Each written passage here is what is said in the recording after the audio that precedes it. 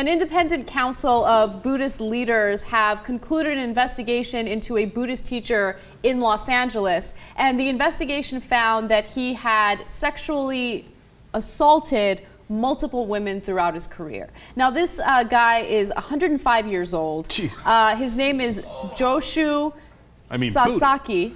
Okay, and Sasaki. Okay. And he came to the United States back in 1962, and he is a Buddhist teacher, and he's been doing this for a very long time. And there have been multiple accounts, and the New York Times has reported about this, where women have come forward with their stories, but their stories have been ignored. And he was very manipulative, according to what these women have said. And by the way, this investigation takes what the women said at face value, so there needs to be further investigation. I just want to note that for the record.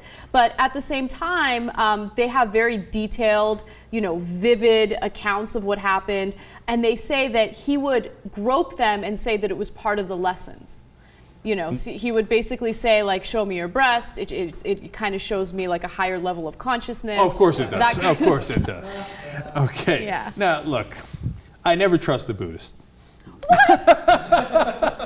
No, I know we get a lot of Buddhist hate.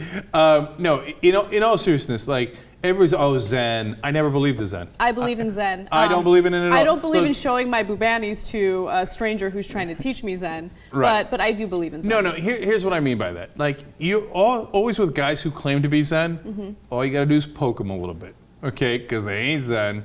Okay, they claim to be Zen. You just poke them a little bit. This is based on what evidence? That is my personal interaction with guys pretending to be Zen. Okay, it's of course based on nonsense. Let's keep it real on that. But like, you just agitate them a little bit, and they're like, "That is outrageous! I can't believe this!" Like, hey, dude, what happened? I thought you were all Zen. What happened, Mr. Buddha? Right? So now I'm against Buddhism overall. Well, number one, because I'm against all religions. Right? Number two, I think the governing principle of Buddhism is totally wrong, okay?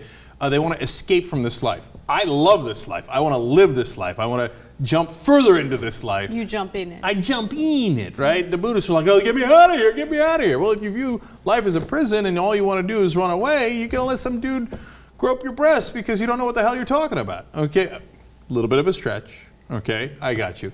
So that's point number one, and then you can give me hate on that. I misunderstand Buddhism. I know, right? I took a class. Anyway, and then number two, more to the point of this story, don't trust religious people. Just don't trust them. Don't trust them. Not all religious people, but a religious leader that tells you, this looks like it's sexual, but it isn't. Trust me. That's when you run for the hills. I don't care if he's a Zen monk Buddhist. I don't care if he's a Taoist. I don't care what he is. Run for the hills. He's full of crap. There was one story of a woman that he was instructing, that he was into. And apparently she was married, so he was trying to break up their marriage by encouraging her husband to cheat on her. So he was very manipulative, according to these accounts. And by the way, I just want to note one thing.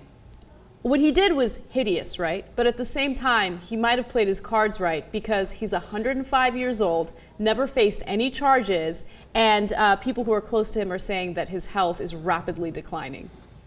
Man, look, so he's morally wrong, all that stuff, but if he thinks, I don't give a damn and I got away with it, then like you said, played his cards right, and right as he's about to go out, and he's escaping this life, if you will, after having done all that stuff. Don't blindly trust religious leaders. Put all the other goofy stuff aside. That's the real point of this story, okay? Don't blindly trust religious leaders. Number one thing they want to do is have sex with your wife.